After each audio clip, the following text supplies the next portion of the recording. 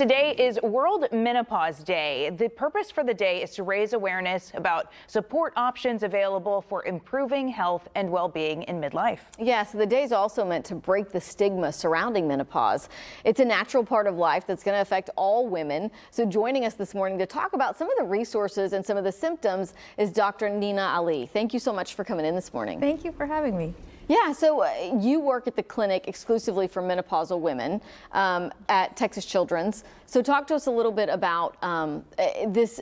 I feel like this new thing where people are now open and talking about it, and there's books, and there's like, hey, why didn't my OBGYN know about this? Yeah. You know, talk to us. Well, as you said, I think menopause is kind of having a moment where there's a lot more awareness going on in the community. Our menopause center has actually been in place for about 10 years, so it's not new for us. And it is a unique thing. It's at the Texas Children's Pavilion for Women.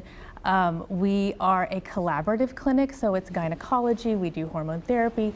We have an expert team of reproductive psychiatrists, because one of the things that people don't really realize about menopause is that it's not just your period stopping, it is also a lot of different things going on in your body, and menopause and hormone changes affect women's mental health, often when they're still having periods. So we have an expert group that really can address the anxiety and depression, other mental health things that come up with this transition. So that's really unique. And then we also have other services like pelvic floor physical therapy, nutrition.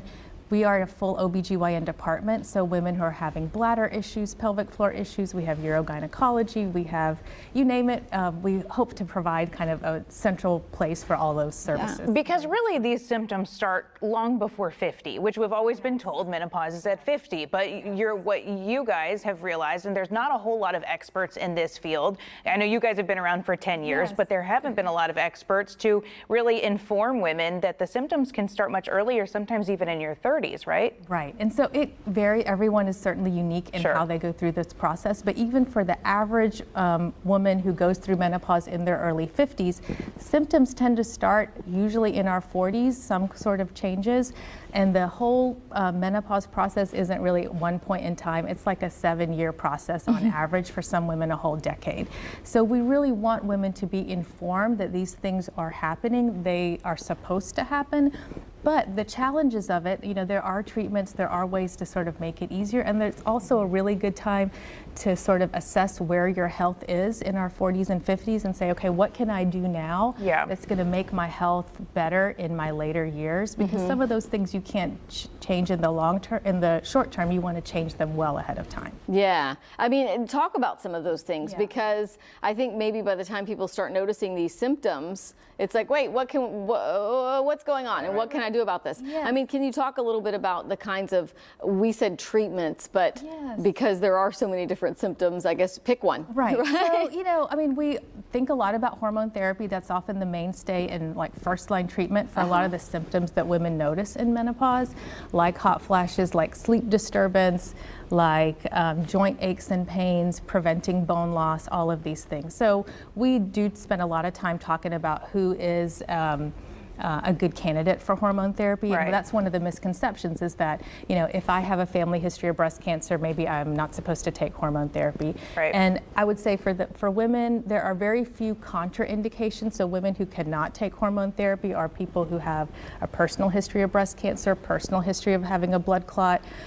There's just a few things. Outside of that, it's worth having a conversation, because one of the things we learned is that when you initiate hormone therapy is really important. You want to do it early in menopause or perimenopause. If you wait 10 years, you come to me and you're 62 years old and say, I'm still up all night having hot flashes, or I'm still having these symptoms, then you're outside of that optimal time. So that's one of the important things, is that if you're going to do it, talk about it early. And then the other thing is there are a lot of other options. So for those women who do have breast cancer, which is so prevalent, there are really great options to help manage these symptoms. And so we talk through some of those. There's new things that have been on the horizon that have been really helpful. Which is new to the current generation. I mean, our mothers and, previous generations have said like, oh, everybody goes through it, so you just have to suffer. But I think what I hear you saying is that you don't really have to suffer. And there's evidence to show that your risk of cardiovascular disease and cognitive decline go up if you're not doing some kinds of treatment. Exactly, and we're really trying to learn more in this area. We, are trying to do more research. We have a study going on now looking at cognition, and many women note, okay, I'm not remembering things as well. I'm having, I can't remember the words. Like I'm having this brain fog, and it's really distressing. So we're trying to understand that part a little bit better.